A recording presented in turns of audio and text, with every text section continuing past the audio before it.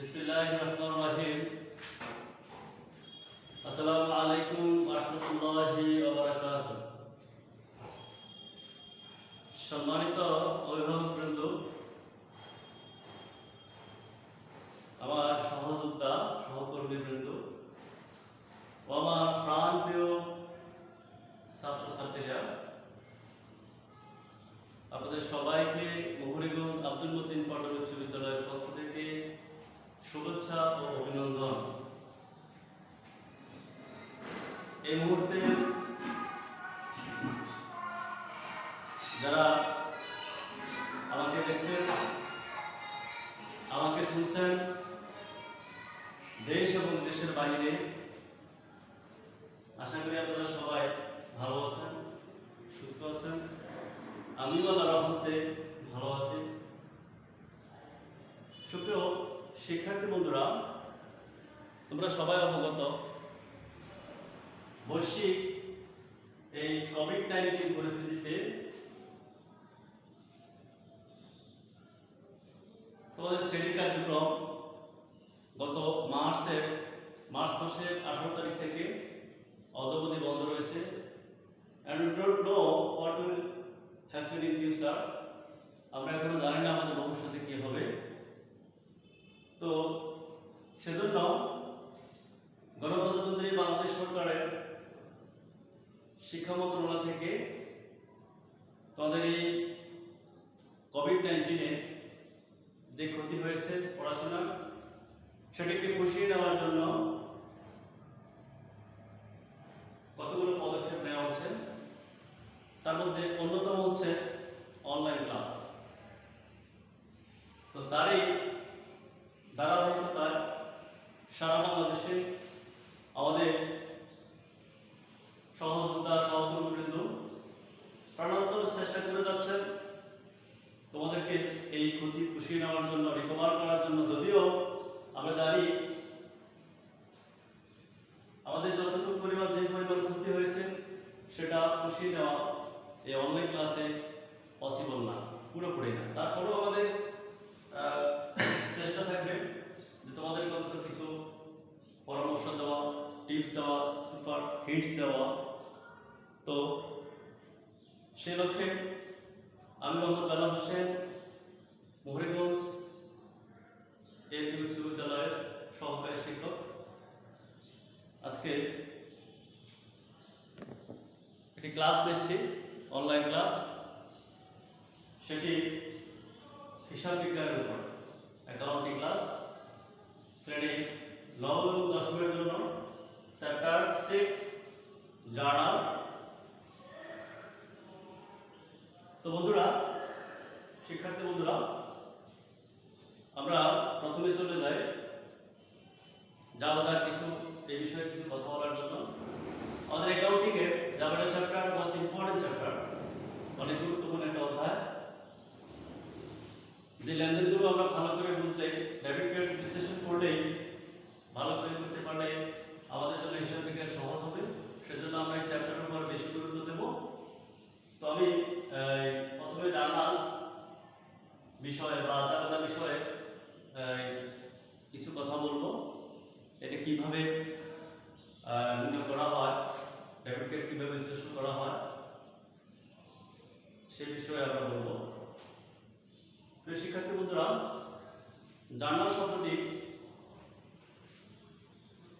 অর্থাৎ জাভাদার ইংরেজি শব্দ হচ্ছে জার্নাল। আর এই জার্নাল শব্দটি ফরাসি শব্দ জার থেকে উৎপত্তি। আর যার অর্থ হল দিবস। কোন প্রতিষ্ঠানে আর্থিক অনার্থিক ঘটনাসমূহ চিহ্নিত করে ডেবিট ক্রেডিট বিশ্লেষণ করে যে বইতে লিপিবদ্ধ করা হয় সেটাই জাভাদা বই নামে অভিহিত। প্রিয় শিক্ষার্থী বন্ধুরা, তাহলে আমরা এটা শিখলাম, জাভাদা কাকে বলে সেটা আমরা শিখলাম। এবার আমরা শিখব কিভাবে জাভাদা খুব সহজেই নির্ণয় করা যায়, শর্টকাট টেকনিক। তো জাভাদা নির্ণয় করার সময় এই লেনদেনগুলোর প্রতি আমাদের খেয়াল রাখতে হবে এবং সেটা আমরা এমনভাবে শিখব আজকে জাভাদা যাতে করে আমাদের ফিউচারে সমস্যা না হয়। প্রথমে জাভা লার্নিং করতে হলে আমাদের কয়েকটি বিষয় খেয়াল রাখতে হবে। বিষয়গুলো কি? ধরো পণ্য, মাল, চেক এগুলোর নামে কোনো হিসাব লেখা হয় না। ক্রয় এবং বিক্রয়ের সময় ক্রেতা ও বিক্রেতার যথাক্রমে যদি নাম উল্লেখ থাকে বা কোনো প্রতিষ্ঠানের নাম উল্লেখ থাকে, সেক্ষেত্রে এটাকে ধারে ক্রয় হিসাবে গণ্য করতে হবে। আর যদি এর সাথে নগদ কথাটি উল্লেখ থাকে, তাহলে আমাদের এটাকে নগদ বলে গণ্য করতে হবে। আবার যদি এই ক্রয় বিক্রয়ের সাথে যদি চেক অথবা ব্যাংক কথাটি উল্লেখ থাকে, তাহলে আমাদের কি করতে হবে? ধরে নিতে হবে এটি বাকিতে নয়। নেক্সট, পণ্য চুরি, নগদ অর্থ চুরি এবং আগুনে বিনষ্টজনিত ক্ষতি, এজন্য আমাদের বিবিধ ক্ষতি হিসাবকে ট্যাগ করতে হবে। অবসর এক ধরনের ক্ষতি, তো আমাদের বুঝতে হবে অবসরটা কি। অবসর হচ্ছে কোনো সম্পত্তি মূল্য হ্রাস, অর্থাৎ কোনো জিনিস ক্রমাগত ব্যবহারের ফলে এর যে মূল্য হ্রাস পায় সেটা হচ্ছে অবসর। তো অবসরটা এটি ক্ষতি, এটা ক্ষতি হিসাবে ধরতে হবে।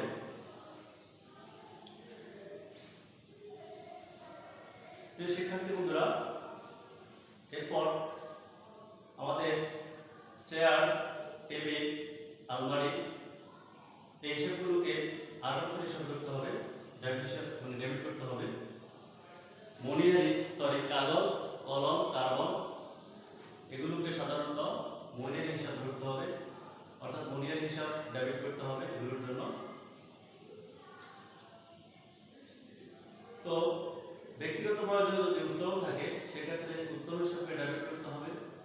আর যদি ব্যক্তিগত কথা উল্লেখ না থাকে, যদি ব্যাংক থেকে উত্তোলন বলা থাকে, তাহলে নগদ হিসাবকে ডেবিট করতে হবে। এবার আমরা কিছু বিষয় লিখে তোমাদেরকে বোঝাবো। সেটা হচ্ছে, যেমন এই ট্যাকটিকগুলো আমাদের মনে রাখতে হবে। সম্পদ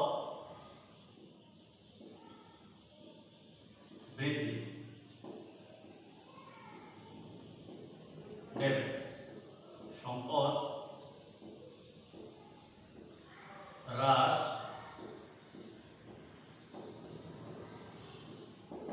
ক্রেডিট। প্রিয় শিক্ষার্থী বন্ধুরা, আমাদের মনে রাখতে হবে সম্পদ কি। সম্পদ হচ্ছে যা দ্বারা দায় পরিশোধ করা, মানে দেনা পরিশোধ করা সম্ভব হয়, সেটা হলো সম্পদ। তো সম্পদ যখন বৃদ্ধি পায়, সম্পদ বৃদ্ধি পেলে হবে ডেবিট, আর সম্পদ যদি কোনো কারণে হ্রাস পায় তাহলে হবে ক্রেডিট। আমরা একটা উদাহরণ দিয়ে সেটা ক্লিয়ার করছি। ধরো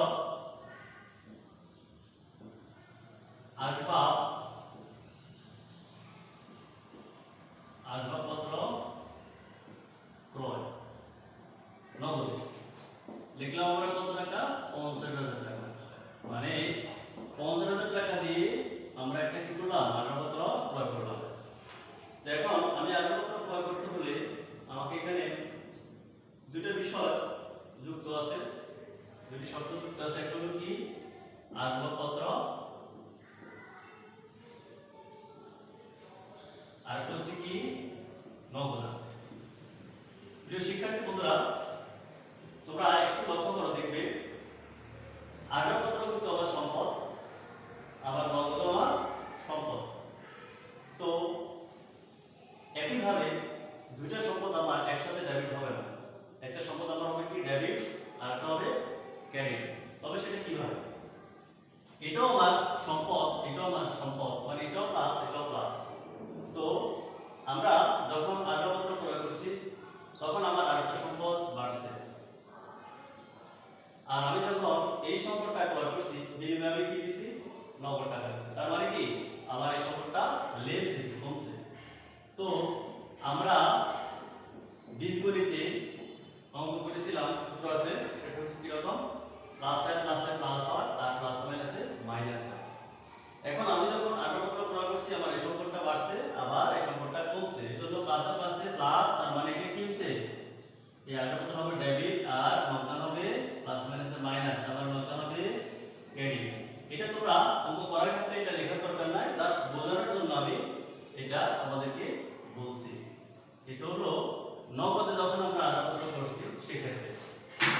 এবার আমরা যখন এই একই জায়গাটা থাকবে আমরা লিখব কি ধারে আসবাবপত্র ক্রয়, তার মানে বাকিতে ক্রয়, বাকিতে ক্রয় বা ধারে ক্রয়।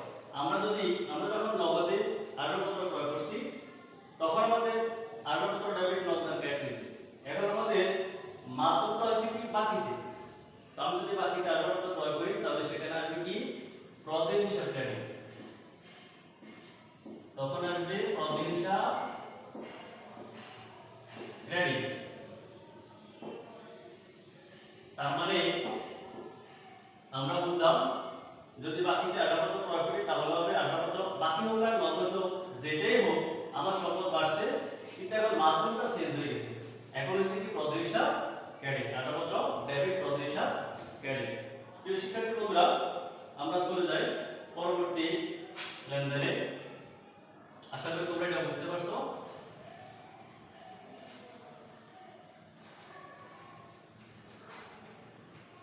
আমরা এই সম্পদ বৃদ্ধি সম্পদ হ্রাস দিয়ে আরেকটা एग्जांपल দেব। সেটা হচ্ছে ধরো ব্যাংকে হিসাব খোলা হলো, ব্যাংকে হিসাব খোলা হলো, তাহলে কত টাকা ধরলাম 10,000 টাকা।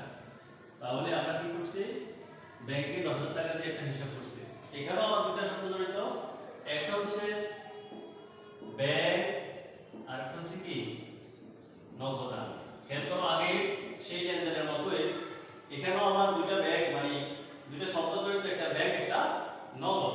তাহলে আমার এখানেও আগের মতোই আমার কাছে নগদ টাকা ছিল, এই টাকাটা আমি ব্যাংকে জমা দিয়েছি, তার মানে আমার এই সম্পদটা বাড়ছে আবার সমপরিমাণ নগদ টাকা আমার থেকে চলে গেছে। তাহলে ব্যাংক হবে ডেবিট আর নগদ হবে ক্রেডিট। কিভাবে হইছে ওই যে ব্যাংক জমার পরিমাণ বাড়ছে আর আমাদের নগদ টাকা ছিল সমপরিমাণ নগদ টাকা আমার থেকে কমে গেছে। তাহলে এখন আমাদের জানা করে ডেবিট হবে কোনটা ক্রেডিট হবে কোনটা আমরা খুব সহজেই নির্ণয় করতে পেরেছি। তাহলে আমরা বলবো এখন ব্যাংক হিসাব হবে কি ডেবিট, কিভাবে হইছে সেটা আমি বুঝেছি তোমাদেরকে, আর নগদান হিসাব হবে ক্রেডিট। তাহলে ব্যাংক হিসাব হবে ডেবিট আর নগদান হিসাব হবে ক্রেডিট। ক্লিয়ার? প্রিয় শিক্ষার্থী বন্ধুরা, তো আমাদের ক্লাস আমরা যতটুকু তোমাদেরকে বোঝানো হয়েছে আশা করি তোমরা বুঝতে পারছো। এরপরে নেক্সট আমি তোমাদেরকে কিছু টিপ দিচ্ছি এবং শর্টকাট একটা টেকনিক তোমাদেরকে দেখাবো আমরা কিভাবে খুব সহজে একটা লেনদেনের ভিতরে চারটা জবাব করতে পারি। এরকম ধরো ক্রয় এবং বিক্রয়, তো আমি সেটা তোমাদেরকে 2 মিনিটের মধ্যে দেখাচ্ছি।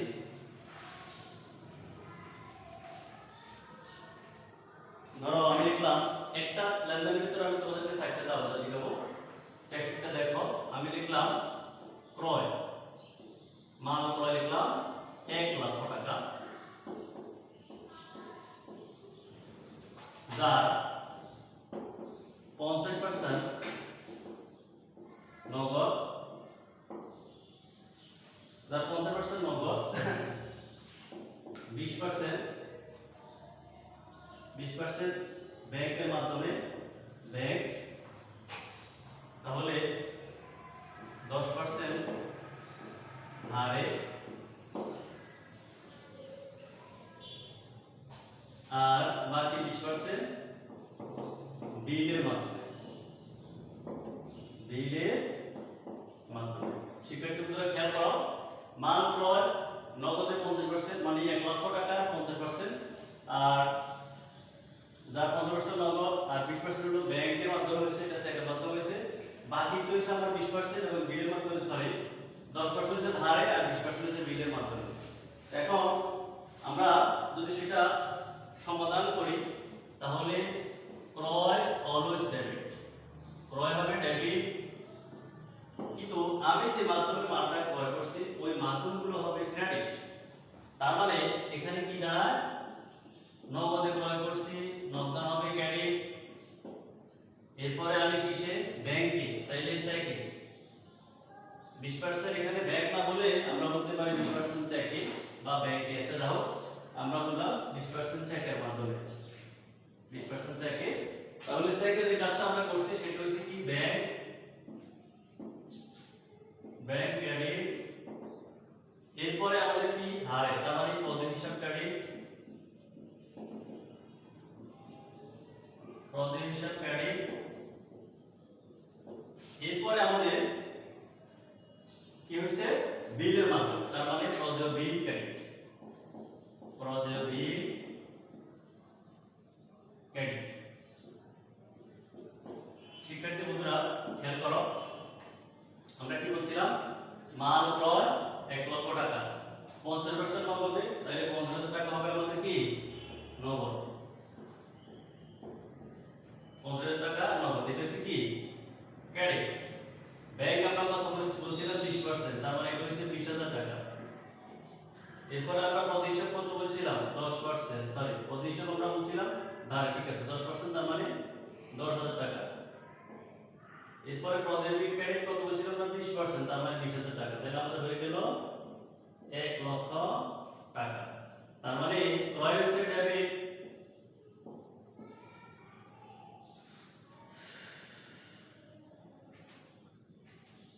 ক্রয় হিসাব ডেবিট, আর আমাদের ক্রয় হিসাব ডেবিট হলো 1 লক্ষ টাকা, নগদ হিসাব ক্রেডিট 50,000 টাকা, ব্যাংক ক্রেডিট। আমরা যখন মাল ক্রয় করছি তখন ক্রয় হবে ক্রয় ডিপেন্ড আনসেস, ক্রয় হবে ডেবিট, মাল ক্রয় করছি নগদে, ক্রয় ডেবিট, নগদ ক্রেডিট। মাল ক্রয় করছি মানে চেকের মাধ্যমে, তাহলে ক্রয় হিসাব ডেবিট, ব্যাংক ক্রেডিট। আমরা মাল ক্রয় করছি বাকিতে, তাহলে ক্রয় হিসাব, ক্রয় ডিপেন্ড আনসেস, ক্রয় কোনো পরিবর্তন হবে না, ক্রয় ডেবিট, প্রদেয় হিসাব ক্রেডিট। আমরা মাল ক্রয় করছি বিলের মাধ্যমে, তার মানে কি, প্রদেয় বিল হিসাবে ক্রেডিট, ক্রয় বিল ডিপেন্ড আনসেস, ক্রয় কোনো পরিবর্তন হয় না এবং হবে না। তাহলে আমরা কি বুঝলাম, মাল ক্রয় করছি, আমরা এখানে 4টা মাধ্যম দেখাইছি, ক্রয় অলওয়েজ ডেবিট আর মাধ্যমগুলো হবে ক্রেডিট। তদ্রূপ বিক্রয় যদি আমরা বলি, সেই বিষয় বিক্রয় ক্ষেত্রে আমরা যদি বলি, তাহলে আমাদের কি হবে, বিক্রয় হবে ক্রেডিট। কেমন, শুধু বিক্রয় হবে ক্রেডিট, আর যেই মাধ্যমে আমরা মাল বিক্রি করছি ওই মাধ্যমগুলো হবে কি, ডেবিট। ধরো আমরা নগদে মাল বিক্রি করছি, তাহলে নগদ ডেবিট, বিক্রয় ক্রেডিট। আমরা চেকের মাধ্যমে মাল বিক্রি করছি, তাহলে আমাদের কি লিখতে হবে, ব্যাংক আর বিক্রয়। আমরা ধারে মাল বিক্রি করছি, প্রাপ্য হিসাব ডেবিট, বিক্রয় ক্রেডিট। আমরা বিলের মাধ্যমে যদি মাল বিক্রি করি তাহলে প্রাপ্য বিল আর হবে কি, বিক্রয় ক্রেডিট। সুতরাং আশা করি তোমরা আজকে অনলাইন ক্লাস মোটামুটি বুঝতে পারছো। যদি কোনো প্রশ্ন থাকে নেক্সট টাইম আমাকে করতে পারো। আর আমাদের কিছু কথা না বললে নয়, শিক্ষার্থী বন্ধুরা তোমরা বাসায় এগুলো প্র্যাকটিস করবা এবং নেক্সট ক্লাসে আমি আবার তোমাদেরকে এর পরবর্তী লেনদেনগুলো নিয়ে আলোচনা করব। তোমরা সবাই ভালো থাকবে, সুস্থ থাকবে, এই কামনা করি। আল্লাহ হাফেজ।